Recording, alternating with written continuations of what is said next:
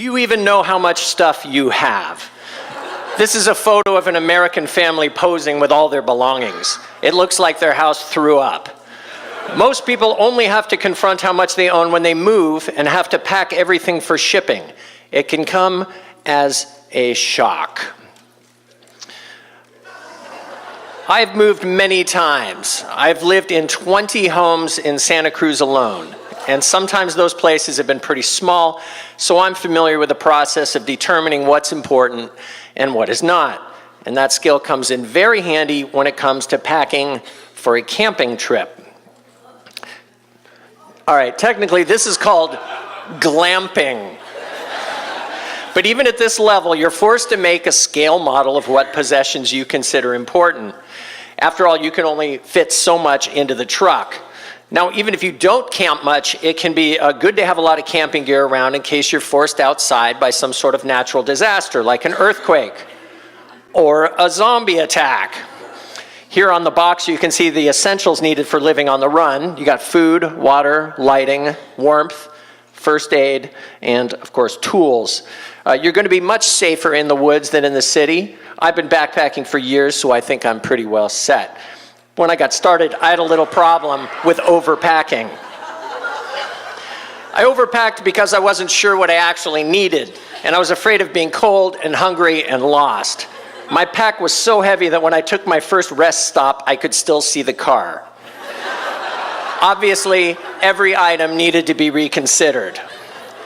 This is the contents of a typical backpack: clothing, shelter, bedding, toiletries, kitchen stuff, first aid.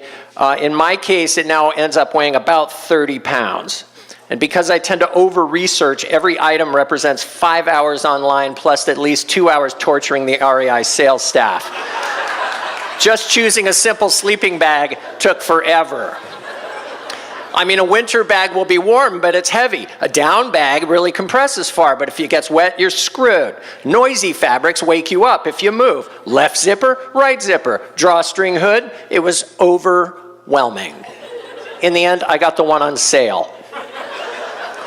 This is the stove I had when I was in Boy Scouts. Look at that, brass, steel, hinges, screws, gears. It's very steampunk.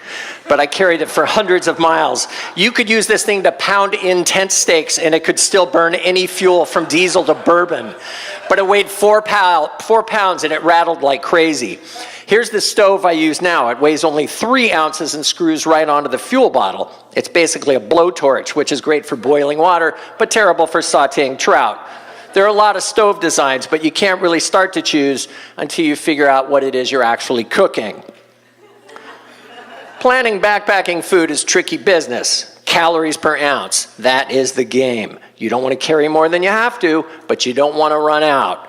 I once had a bear steal most of my food, and I can tell you, being hungry in the woods sucks as much as you think it does. Luckily, I still had some bourbon in the stove, which took the edge off the whole thing.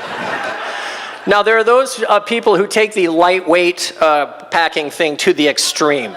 These are the people who cut half the bristles off their toothbrush and trim their nails to shave off grams.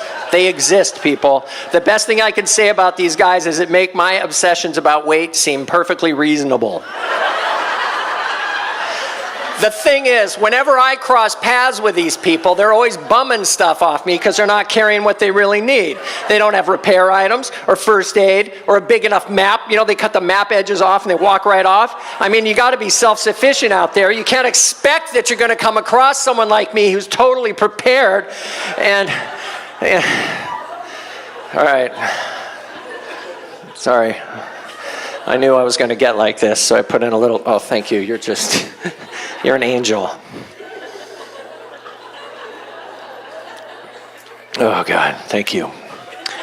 Anyway, I love adventure stories and learning survival skills.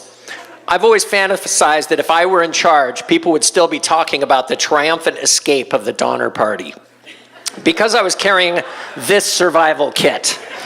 And because I happen to have a bookshelf full of wilderness survival books. The books are full of handy illustrations of clever contraptions that appeal to the inventor in me. But I can say from experience, these things take much longer to build than you would think, and in the end, probably you use up more calories building it than you would actually get from that tasty squirrel that you might be lucky enough to catch. Better to concentrate on getting rescued or finding a way out. Now, I'm probably obsessed with this because my formative years were spent watching this guy. Who's that? The professor from Gilligan's Island, that's right. Here we see him creating a jetpack out of materials commonly found on a Pacific island. If he can do that, I can make fire with sticks.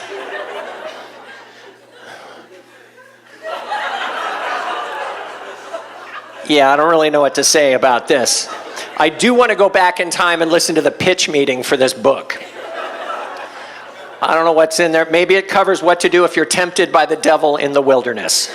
How about we catch us some squirrel? Come on, we'll be fine. This is my old man demonstrating one of my inventions, the hammock chair. It's a lot of comfort for just 4 ounces. As I've gotten older, I notice what I really miss while backpacking isn't fresh food or cold beer so much as someplace to sit down. He's 74 and a tough camper, but you have to admit he looks pretty happy there.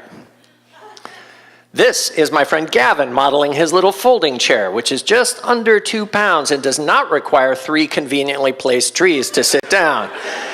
20 years ago, I would have laughed at such an extravagance, but in that throne, he was the campground king.